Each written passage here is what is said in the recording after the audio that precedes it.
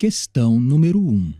Entre os movimentos nacionalistas que se destacaram na Europa do século XIX, poucos poderiam rivalizar em termos de importância com as unificações alemã e italiana. Fatores internos e externos se conjugaram para que, ao fim do complexo processo de luta, a Alemanha e a Itália surgissem como estados nacionais. A propósito desses acontecimentos, julgue certo ou errado o item subsequente. Absorvido pela política interna da Prússia, o chanceler Otto von Bismarck não empreendeu projetos na área econômica que pudessem contribuir para a Alemanha como um todo. A afirmativa está certa ou errada? Errada. A força dos liberais na Prússia, de fato, era uma barreira para o aprimoramento militar prussiano. Os gastos militares pleiteados no orçamento eram constantemente barrados pela maioria liberal no parlamento. Com a chegada de Bismarck à chancelaria alemã, no entanto, o centralismo enfrenta os liberais sobre a justificativa de necessidade do fortalecimento da Prússia, tarefa possibilitada pelo autoritarismo do chanceler de ferro. Após a unificação, Bismarck praticou o protecionismo como forma de promover o desenvolvimento da nascente indústria alemã. Questão número 2. O período entre as duas guerras mundiais do século XX foi marcado pela radicalização política. A instalação de regimes totalitários em vários países europeus contribuiu para o acirramento das tensões que, ao lado de outros fatores, colaborou decisivamente para a eclosão da Segunda Guerra Mundial, 1939-1945. A respeito desse quadro histórico, julgue certo ou errado o item subsequente. Embora tenha participado da aliança vitoriosa na Primeira Guerra Mundial, a Itália afastou-se das democracias liberais na medida em que, já na década de 20 do século passado, o país se tornou vítima dos métodos violentos do fascismo, que não encontrou resistência organizada.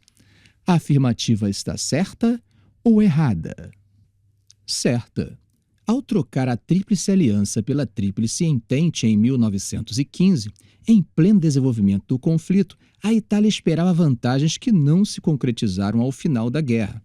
Decepcionada com a falta de indenizações, o país assiste ao crescimento do número de insatisfeitos com o resultado de sua participação na Grande Guerra. Além disso, movimentos de inspiração soviética espalham-se pelo país, gerando em resposta o crescimento do anticomunismo, que funcionou como dinamizador do pensamento fascista. A ascensão de Mussolini inaugura um crescente sentimento nacionalista que obsta qualquer reação organizada interna ao fascismo. Questão número 3. Tal como oficialmente apresentada, a Conferência de Bandung, realizada em 1955, procurou criar um novo bloco que tivesse capacidade de ação política internacional diante dos dois polos de poder dominantes. A bússola que orientaria essa terceira força seria, conforme a declaração assinada ao final do encontro, a busca da paz por meio da cooperação internacional. Julgue certo ou errado o item que se segue concernente a esse contexto histórico do mundo pós-1945.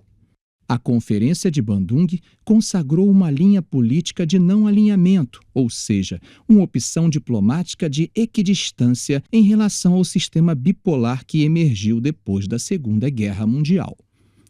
A afirmativa está certa ou errada? Correta.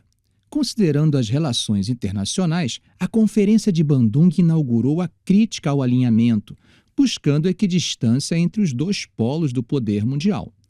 Um grupo formado por socialistas e capitalistas, mas que possuíam valores convergentes, tais como descolonização, desarmamento e desenvolvimento. O espírito de Bandung, 1955, resultou na primeira Conferência dos Chefes de Estados e de Governo Não Alinhados, na cidade de Belgrado, em 1961.